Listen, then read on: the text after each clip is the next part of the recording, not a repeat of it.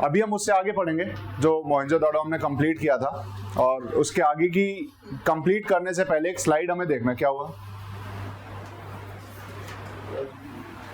नहीं नहीं नहीं नहीं, ये आप हंस रहे थे, क्या हुआ? फिर आप अलग बैठो तो तेजस के पास।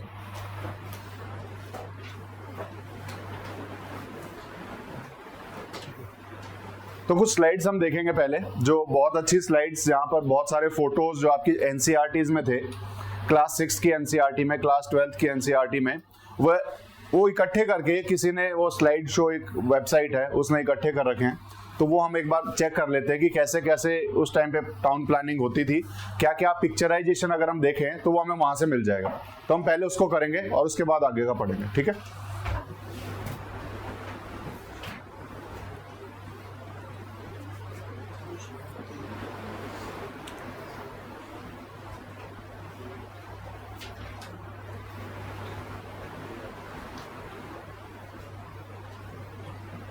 ये इतना ही दिखेगा।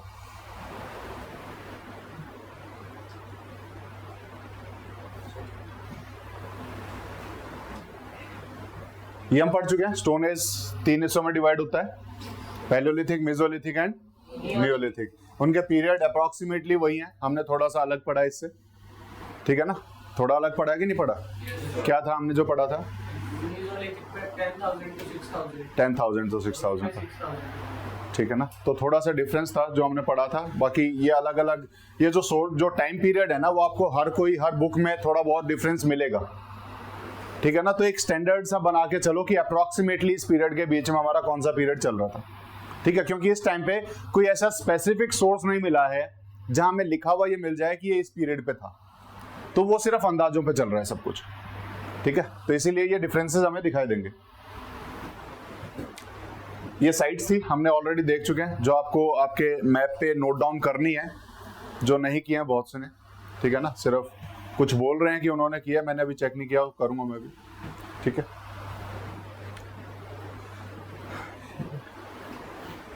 केन्या,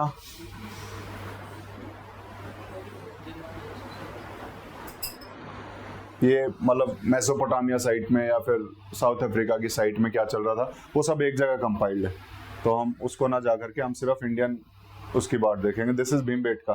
भीमबेटका में जो रॉक शेल्टर्स थे, जो केव्स थी जहां पर वो लोग रह रहे थे, हमने पढ़ा था। कौन से उसमें पढ़ा था पीरियड में? भीमबेटका और Bhimbetka is one of the sites जो आपको हर पीरियड में दिखाई देगी। भीमबेटका एक ऐसी साइट थी जो आपको हर पीरियड में दिखाई देगी। और उसके अलावा कौन सी ऐसी साइट है जो हर पीरियड में, मैंने एक और नाम बताया था,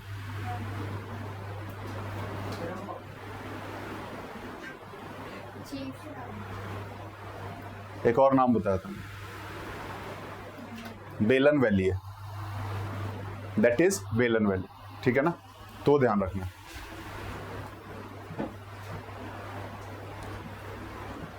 ये आपका कहाँ का है? पिट हाउसेस ऑफ, आपको दिख रहा है यहाँ से, ठीक है? कहाँ का है पिट हाउसेस? कश्मीर, बुरजाहोम, ठीक है? देन वही पैटर्न है फिर से, ठीक है ना? ऊपर थैज्ड स्ट्रक्चर है, ओवल स्ट्रक्चर हमें दिखाई दे रहा है, ठीक है? यही पढ़ा था हमने। बीच में इसमें फायर पिट भी हमें दिखाई दी है, इसी के बीच में फायर पिट भी है। गर्मी, क्योंकि सर्दियों में रहते थे वहां पर, ठीक है ना? कुछ तो चाहिए अंदर, नहीं तो सर्दी इतनी है। एरिया वो कश्मीर का है,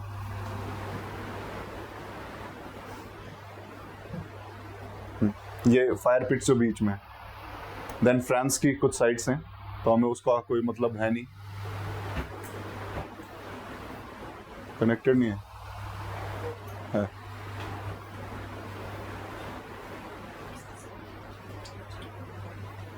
ये अलग अलग जगह की हैं। दिस इज पुणे, इनाम गांव। इनाम गांव में क्या मिला है?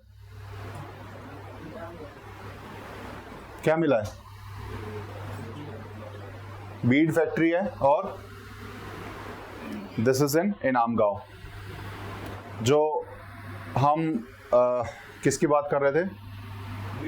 मेगालिथ की। मेगालिथ स्ट्रक्चर्स किस पीरियड में चल रहे हैं? नियोलिथिक पीरियड में चल रहे हैं। वो मेगालिथिक मैंने बताया था, बरियल के आसपास बड़े बड़े पत्थर हम लगा रहे हैं, that is a kind of megalith. तो यहाँ पर ये बरियल है और उसके आसपास किस तरीके से ये बड़े बड़े पत्थर रखे हुए हैं, तो मेगालिथिक का आप एक स्ट्रक्चर हम कह सकते हैं। This is found in Inamgaon which is in Maharashtra. ये मेहरगढ़ आ गया। मेहरगढ़ में हमने मड हाउसेस पढ़े थे, ठीक है। तो इस तरह के मड हाउसेस मेहरगढ़ से हमें मिले हैं।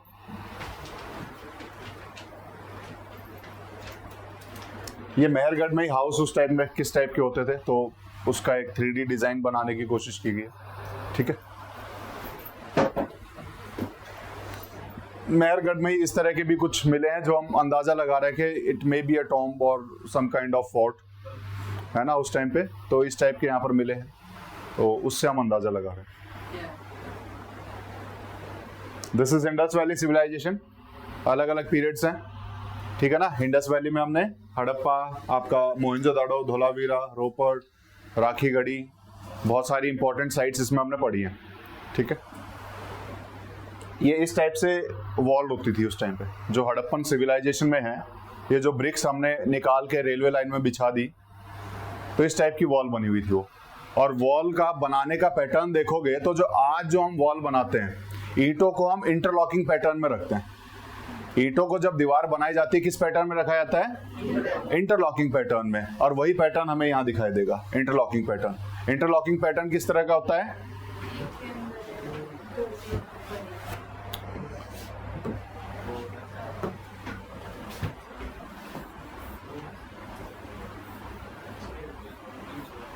इस टाइप से, ये इंटरलॉकिंग पैटर्न है ना। तो इस तरीके से ईंटें रखी हैं, तो वो मतलब एक के ऊपर एक ना रख करके थोड़ा सा डिफरेंस किया गया।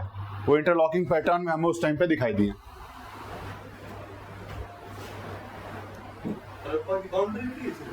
क्या बाउंड्री वॉल्स हैं जहां पे हमने पढ़ा था, फोर्टिफाइड था सब कुछ, ठीक है ना। और कई जगह पे हमने वाटर को स्टोर करने के लिए भी इस तरीके से दीवारें बनाई हुई हैं। धोलावीरा जब हम पढ़ेंगे तब हम देखेंगे।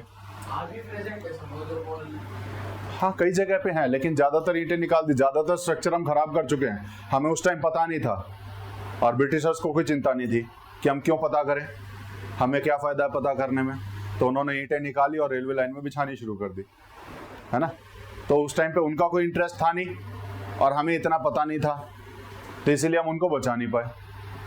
और जब पता लगा उसके बाद से हमने उसको सेव करना शुरू किया था, ठीक है ना। तो अलेक्जेंडर कनिंघम, जिनके पास फर्स्ट सील गई थी स्टडी करने के लिए, जिनको अंदाजा लगा था कि यहाँ कोई पुरानी सिविलाइजेशन है, लेकिन स्टिल वो उतना अंडरस्टैंडिंग उनकी डेवलप नहीं थी या समझ नहीं पाए कि ये इतनी पुरानी सभ्यता यहाँ पर हो सकती है, सिविलाइजेशन हो सकती है। देन उसके बाद कौन आया था? जॉन मार्शल, जिन्होंने उनको थोड़ा सीरियसली लिया। और 1924 में ही डिक्लेयर टू द वर्ल्ड कि इस एरिया में जो सिविलाइजेशन है that was one of the most developed of that time, ठीक है ना। तो 1924 में जॉन मार्शल ने डिक्लेयर किया था पूरे वर्ल्ड में, ठीक है। तो ये वेल्स उस टाइम पे कुएं बनाए जाते थे। जब हम पढ़ेंगे तो कुएं दोनों जगह मिलेंगे आपको, पब्लिक एरिया में भी मिलेंगे और घरों के अंदर भी लोग वाटर स्टोर करने के लिए कुआं बनाते थे।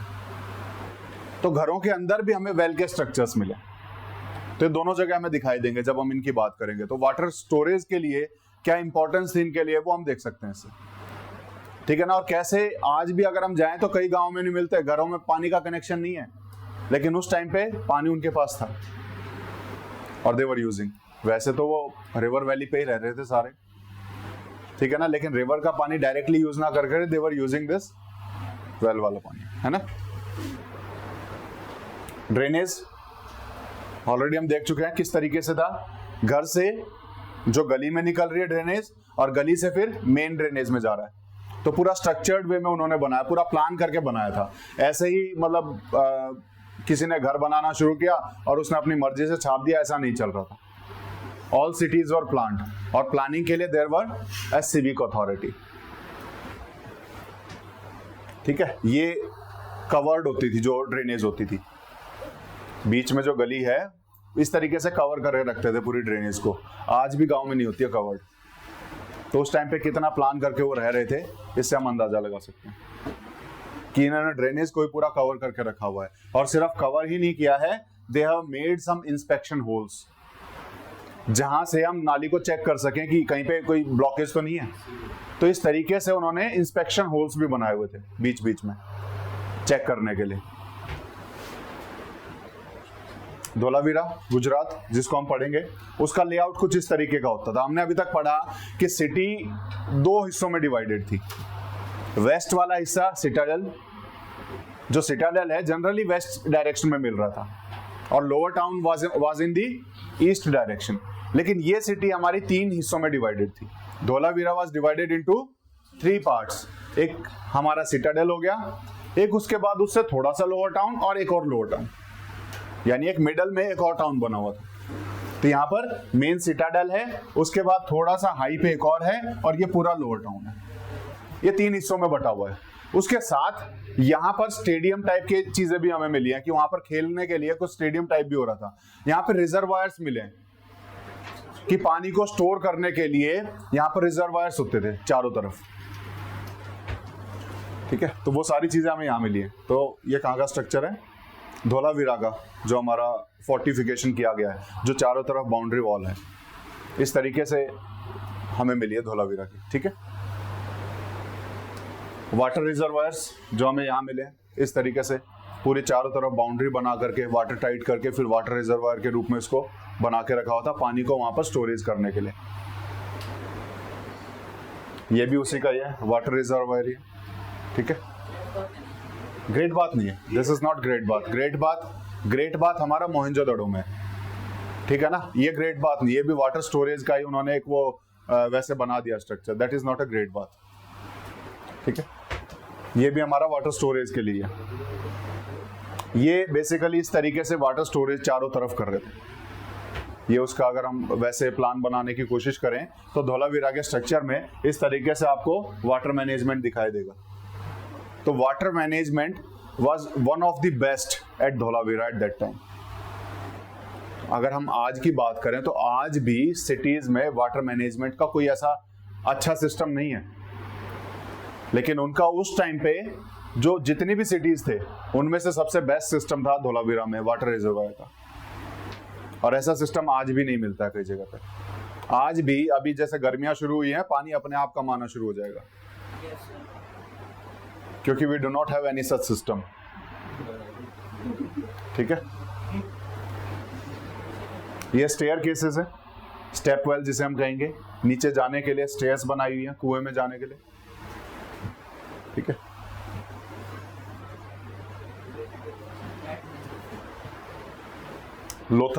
Lothal was a port city, Lothal was a port city. ठीक है, इस तरीके से डॉकयार्ड बनाते थे यहाँ पे ताकि शिप यहाँ तक आ सके, यानी ट्रेड था वहां पर। और इसका कैसे पता लगा? शिप तो मिली नहीं। लेपिस लजुली तो हमें कश्मीर साइड में मिला, यहाँ पर हमें शिप के थोड़े से वो मिनिएचर्स जिसे हम कहेंगे टॉयज मिले बने हुए, टेराकोटा के शिप मॉडल्स मिले हैं। तो उससे हम अंदाजा लगा सकते हैं they were known of the ships. उनको पता था कि शिप कैसे बनाई जाती है, उनको पता था कि शिप के थ्रू ट्रेड हो सकता है, उनको पता था उस रास्ते का कि वो मेसोपोटामिया तक जा सके, क्योंकि उस टाइम पे हमारा इक्विवेलेंट कल्चर अगर कहीं था तो दैट वाज मेसोपोटामिया। ठीक है, तो ट्रेड उनका होता था। ट्रेड के बहुत सारे रीजंस हम देखेंगे अभी जो हमें मिले हैं यहाँ पर एविडेंस। ठीक है,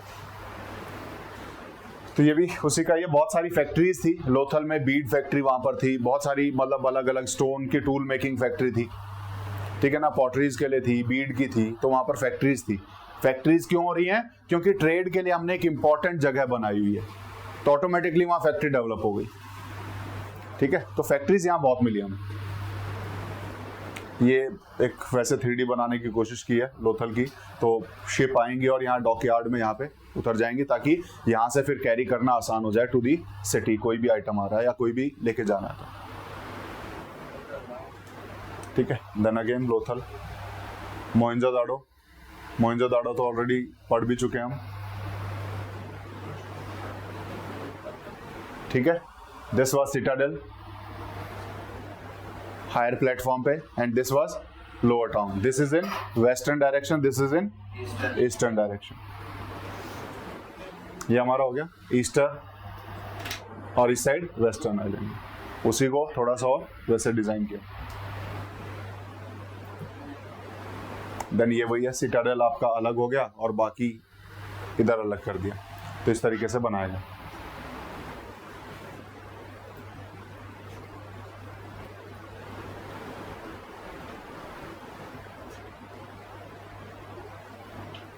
स्ट्रीट लेआउट बिल्कुल सीधी सीधी आपको स्ट्रीट्स दिखाई देंगी जहां जाएं.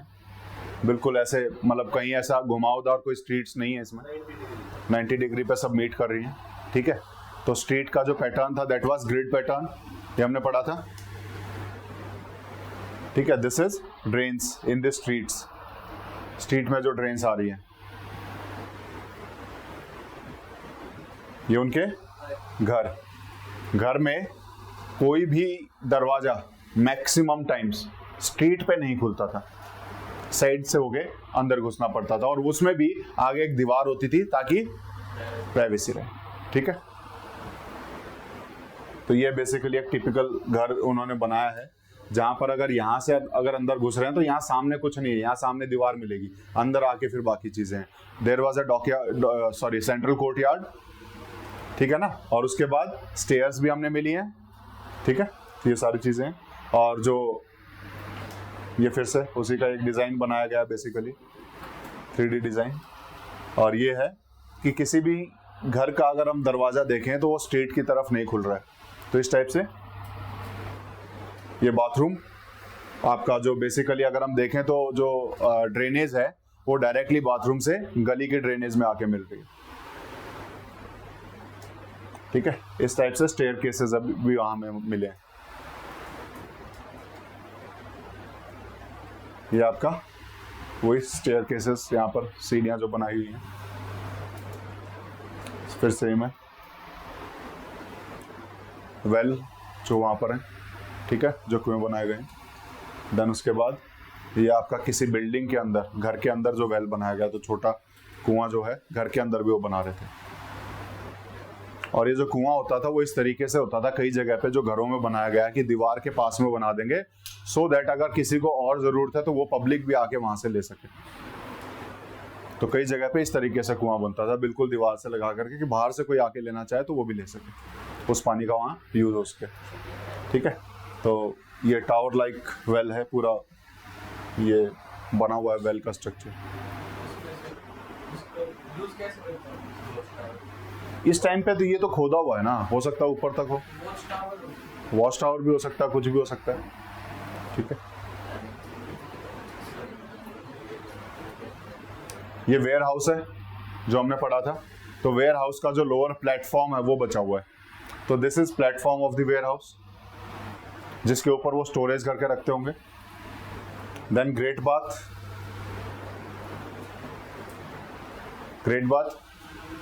ठीक है, दोनों साइड में सीढ़ियां हैं, चारों तरफ कॉरिडोर है और रूम्स हैं. ठीक है, और इसका जो सरफेस है that is gypsum and motor. ठीक है ना, और उसके नीचे ब्रिक्स हैं. वाटर टाइट किया गया ताकि वाटर लीकेज ना हो. और इसका यूज क्या था? रिचुअल बाथ्स के लिए. ठीक है ना.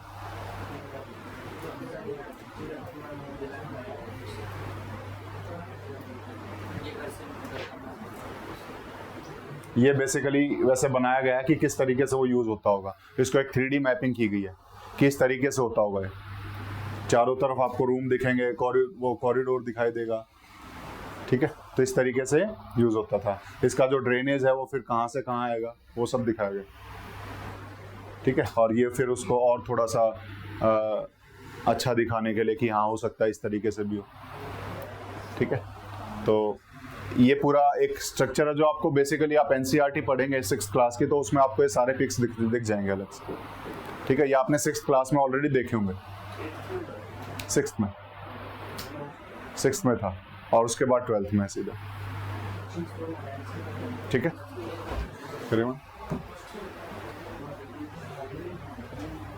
हाँ, तो मोहनजोदाड़ो की जो इंपॉर्टेंट फीचर्स थे वो हमने ऑलरेडी पढ़ लिए हैं। क्या क्या फीचर्स हैं? प्लांट सिटी है और warehouse, great bath, granary हो गया, ग्रिड पैटर्न है, ड्रेनेज सिस्टम डेवलप्ड है और डिवाइडेड इनटू 2 पार्ट्स है, citadel and lower town, foundation platform पे हुआ है और प्राइवेसी है, जो हाउसेज है मोर देन 1 फ्लोर हैं, वेल है, मड ब्रिक और बेक्ड ब्रिक दोनों हैं, उनका प्रोपोर्शन अगर हम देखें ब्रिक रेशियो वो भी सेम है, ग्रिड पैटर्न तो है और ब्रिक का जो रेशियो है, जो पैटर्न है दैट इज सेम। ठीक है, अब हम उसके आगे पढ़ेंगे तो और बाकी ये कॉमन है। हमने अभी स्पेसिफिक देखा है मोहनजोदाड़ो, उससे पहले कुछ कॉमन पैटर्न देखे, फिर उसके बाद एक केस स्टडी की हमने मोहनजोदाड़ो की जहाँ के उसके स्पेशल फीचर्स देखे। अब फिर से कॉमन चीजों पे आएंगे हम, तो will study subsistence and the economic production. ठीक है, और आप पढ़ो लास्ट यहाँ से पढ़ो। Subsistence and economic production. Agriculture was an important source of subsistence for the Hadappans. Hadappans cultivated diverse crops such as wheat, barley, barley, lentil, chickpea, sesame, and various millets. Agriculture surplus was an important stimulus for a number of developments. They adopt double crops. ठीक है, subsistence होता क्या है basically? Extra. नहीं, that is surplus. Subsistence क्या होता है? Old नहीं होता, ओल्ड नहीं होता। कई जगह पे हम बोलते हैं कि वहां का जो एग्रीकल्चर पैटर्न है that is subsistence agriculture. Exactly, कि जितना चाहिए सिर्फ उतना ही प्रोड्यूस कर रहे हैं। तो ये कहीं ना कहीं it is connected with the livelihood, it is connected with the livelihood, कि जो जीवन जो चल रहा है उसमें डेली का जो हम जितना चाहिए उतना प्रोड्यूस कर रहे हैं, दैट इज सबसिस्टेंस। तो लाइवलीहुड हम इसका एक मीनिंग निकाल सकते हैं। तो one of the meaning is livelihood. तो उस टाइम पे जो लाइवलीहुड, जो उनका जीवन का जो इकोनॉमी जो चल रही थी वो किस तरीके से चल रही थी, वो हम यहाँ पढ़ेंगे subsistence in and economic production में। तो उनकी economy basically was based on agriculture. वैसे सिटीज हैं, वैसे अगर हम कहें तो हड़प्पन सिविलाइजेशन में जितने भी हम पढ़ेंगे दोज आर सिटीज। सिटीज में एग्रीकल्चर अगर हम कॉमन सेंस लगाएं तो एग्रीकल्चर कम होना चाहिए, लेकिन एज सच और कोई ट्रेड इतना डेवलप नहीं था। मेन जो सोर्स है वो हमेशा एग्रीकल्चर ही रहेगा। मेन सोर्स क्या रहेगा? एग्रीकल्चर। तो उनके पास भी जो सबसिस्टेंस का या इकोनॉमिक सोर्स कहें तो that was agriculture, that was agriculture. तो agriculture was an important source of subsistence for the Harappans. तो उनके लाइवलीहुड के लिए जो important source of that was agriculture. ठीक है, the Harappans cultivated diverse crops, बहुत सारी क्रॉप्स थी, अलग अलग क्रॉप्स ये कल्टिवेट कर रहे थे। And these are wheat, barley, these are early evidence in Mehergarh, wheat and barley. Then lentil, lentil क्या था? मसूर, मसूर है ना। देन उसके बाद चिकपी, मटर और छोले वाले, छोले वाली मटर उसको बोलेंगे, है ना। ठीक है, देन सीसम, ये क्या होता है? तिल, तिल है ना। एंड वेरियस मिलेट्स, और उसके अलावा बहुत सारे मिलेट्स। तो ये सब यहां पर एग्रीकल्चर प्रोड्यूस हो रहा था। Agricultural surplus was an important stimulus. Stimulus क्या होता है? What is stimulus? Important point नहीं, एक्शन तो कह सकते हैं, लेकिन एक्शन के लिए जो मोटिवेशन दे रहा है that is stimulus. As a, आपने कैटलिस्ट पढ़ा है? What is catalyst? किसी भी रिएक्शन को जो हेल्प करेगा दैट इज कैटलिस्ट। तो किसी भी प्रोसेस में या ह्यूमन, अगर हम कोई भी अपनी लाइफ जी रहे हैं उसमें कोई भी चेंज आ रहा है, वो किसकी वजह से आ रहा है? तो we need something in the back, वो जो बैक में चीज होगी वो क्या करेगी, दैट गिव्स स्टिमुलस। तो stimulus works as a catalyst, stimulus works as a catalyst. तो हम इसको कैटलिस्ट भी कह सकते हैं, मोटिवेटर भी कह सकते हैं। इसको हम क्या कह सकते हैं, इनेबलर भी कह सकते हैं, कैटलिस्ट भी कह सकते हैं, मोटिवेटर भी कह सकते हैं, कुछ भी कह सकते हैं। तो ये एग्जांपल्स हम लिख सकते हैं फॉर दिस स्टिमुलस। तो यहां पर अगर हम इस जगह के डेवलपमेंट की बात करें, हम सिविलाइजेशन के डेवलपमेंट की बात करें, उस सिविलाइजेशन के डेवलपमेंट में सबसे बड़ा कैटलिस्ट अगर कोई था, इंपॉर्टेंट कैटलिस्ट कोई था, तो दैट वाज एग्रीकल्चरल सरप्लस। इसी से हमने शुरू किया था इसको, कि सरप्लस जब होगा तो ऑटोमेटिकली एक सिविलाइजेशन डेवलप होगी, उसके अपने आप ही वो प्रोसेस बनती आएगी, लोग अपने आप वहां इकट्ठा होकर रहना शुरू करेंगे और सिविलाइजेशन एक डेवलप होगी। तो इस सिविलाइजेशन के डेवलपमेंट में अगर कोई स्टिमुलस था, कोई कैटलिस्ट था, तो दैट वाज एग्रीकल्चरल सरप्लस। ठीक है ना। दैट एडॉप्टेड है डबल क्रॉपिंग सिस्टम, और उस टाइम पे वो डबल क्रॉपिंग सिस्टम अडॉप्ट किए थे। What is double cropping system? एक ही खेत में एक ही टाइम पे एक ही फील्ड में दो टाइप की क्रॉप्स को अगर हम उगा रहे हैं, that is double cropping system. एक ही टाइम पे एक ही फील्ड में अगर दो अलग अलग क्रॉप्स को उगा पा रहे हैं, that is double cropping system. तो उस टाइम पे they have adopted the double cropping system. ठीक है, नेक्स्ट। अगर अपनी लोग दे perhaps improve the land and then sow the seeds. क्या हुआ? Fields have been found at Kalibangan. They use both canal and well irrigation. ठीक है, कालीबंगन। ठीक है, कालीबंगन नाम है। कालीबंगन इज इन, बताओ, Rajasthan. Kalibangan is in Rajasthan. Rakhi Garhi is in, Banawali is in. ठीक है, तो धोलावीरा, लोथल, मोहनजोदड़ो। अच्छा, शॉर्ट तो गई, मांडा और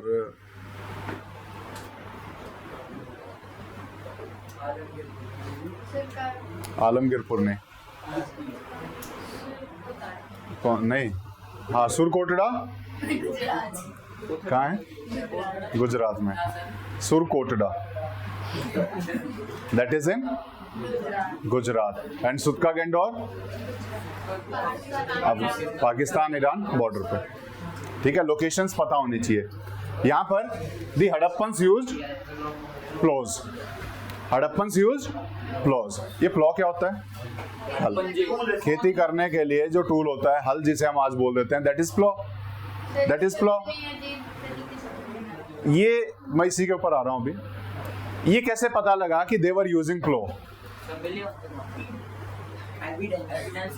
कैसे, कहाँ?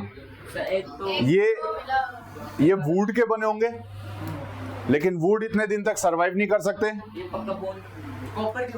नहीं, बोन के इतने छोटे से बना के करेंगे क्या? वो गमला थोड़ी खोदना, पूरी एग्रीकल्चर खेती करनी है। डायनासोर का, डायनासोर कब के खत्म हो चुके हैं, कई लाख साल तक। हाँ,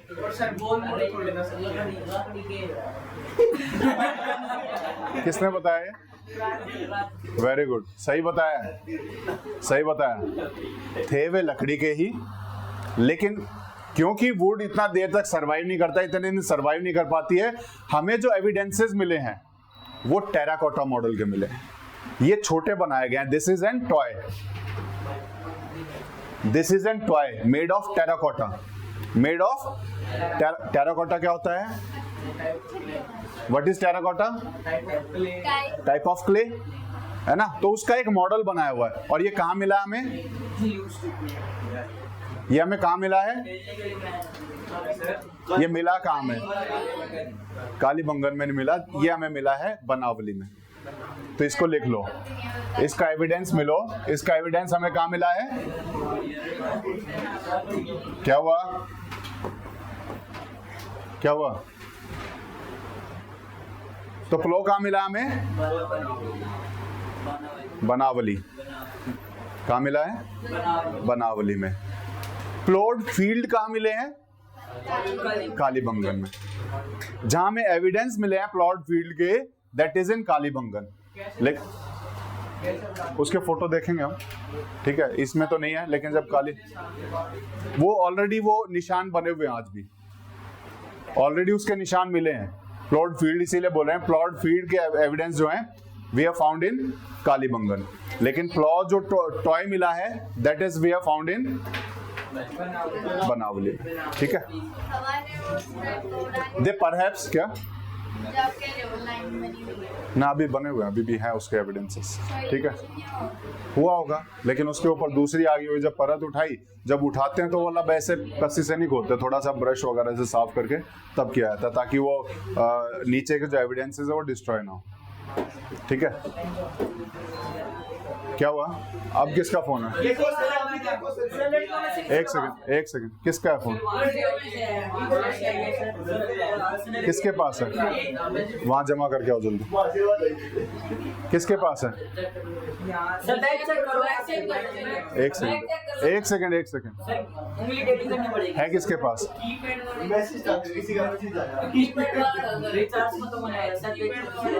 किसके पास है वो?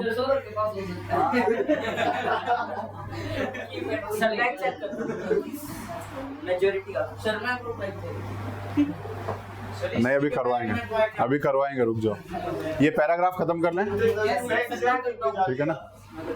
तो इसको भी आप समझाओ पहले, ठीक है?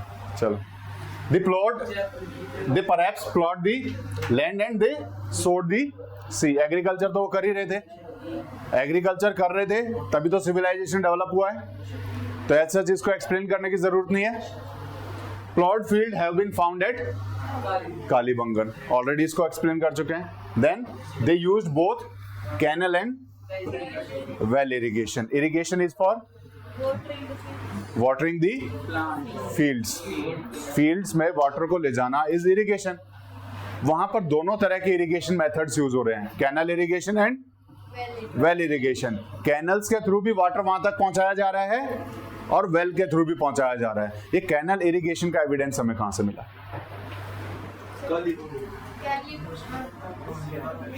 कैनल इरिगेशन का एविडेंस हमें कहां मिला है? नॉर्दर्न मोस्ट साइट कौन सी है?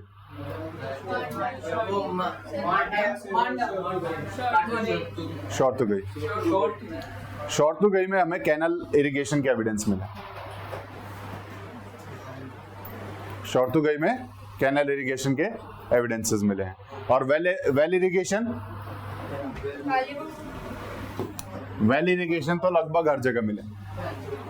तो वेल इरिगेशन के लिए हमें एज सच हमें कोई इंडिविजुअल साइट्स का ना भी पता हो चल जाएगा, लेकिन कुछ स्पेसिफिक चीजें जो किसी जगह है तो वो पता होनी चाहिए। तो कैनल इरिगेशन का जो अगर हम एविडेंस माने तो दैट इज इन शॉर्तुगई। ठीक है, देन उसके बाद आर्कियोबॉटनिस्ट कौन होते हैं? जो आर्कियोलॉजी भी पढ़े, यानी कि एंशिएंट रिमेन्स को भी पढ़े, उसके साथ साथ बॉटनी को भी स्टडी करे। Botany is study of plants. तो एंशिएंट प्लांट्स की स्टडी करके हमें एंशिएंट पास्ट के बारे में बताएगा कि उस टाइम पे ह्यूमन लाइफ और ह्यूमन एनवायरनमेंट का क्या रिलेशन चल रहा था। उस टाइम पे ह्यूमन और एनवायरनमेंट का क्या रिलेशन चल रहा था वो कौन स्टडी करेगा? That will be studied by the archaeobotanist। ठीक है, ये है।